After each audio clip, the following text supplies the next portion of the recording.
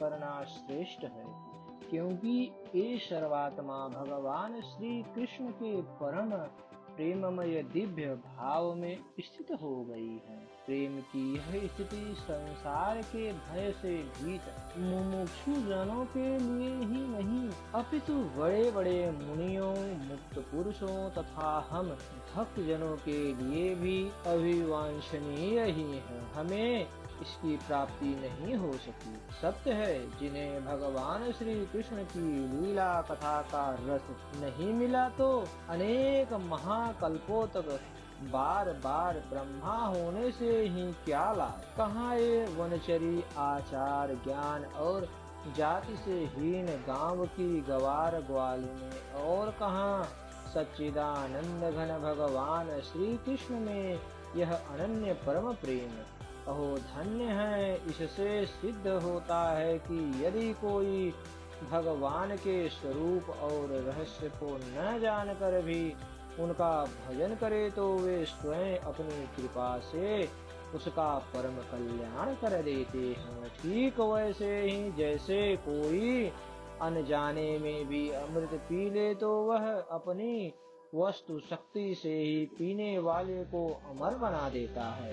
भगवान श्री कृष्ण ने रासोत्सव के समय इन ब्रजांगनाओं के गले में अपनी भुजा डाल डाल कर इनके मनोरथ पूर्ण किए। इन्हें भगवान ने जिस कृपा प्रसाद का वितरण किया, इन्हें जैसा प्रेम दान दिया, वैसा प्रेम भगवान की परम प्रेयसी नित्य संगिनी लक्ष्मी जी को भी प्राप्त नहीं हुआ।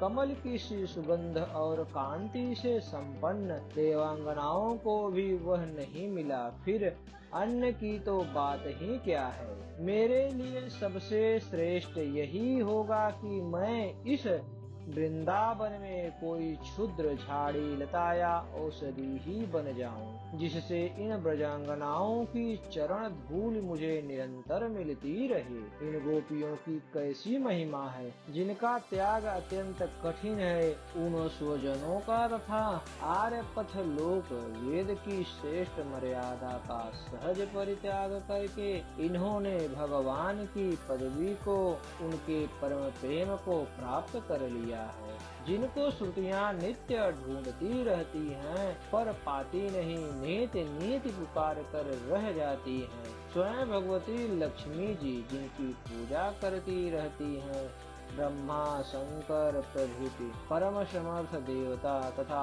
पूर्ण काम आत्मा राम एवं बड़े बड़े योगेश्वर अपने हृदय में जिनका चिंतन करते रहते हैं, भगवान श्री कृष्ण के उन्हें दुर्लभ चरणारविंदों को रास लीला के समय गोपांगनाओं ने अपने वक्ष स्थल पर धारण किया और उसका आलिंगन करके अपने हृदय के विरह ताप को शांत किया।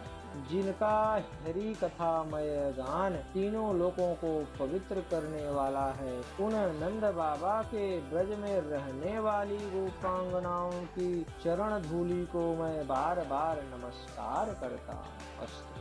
तो यह हमारी कथा आपको कैसी लगी, कृपया कमेंट बॉक्स में अपना सुझाव हमें अवश्य दें।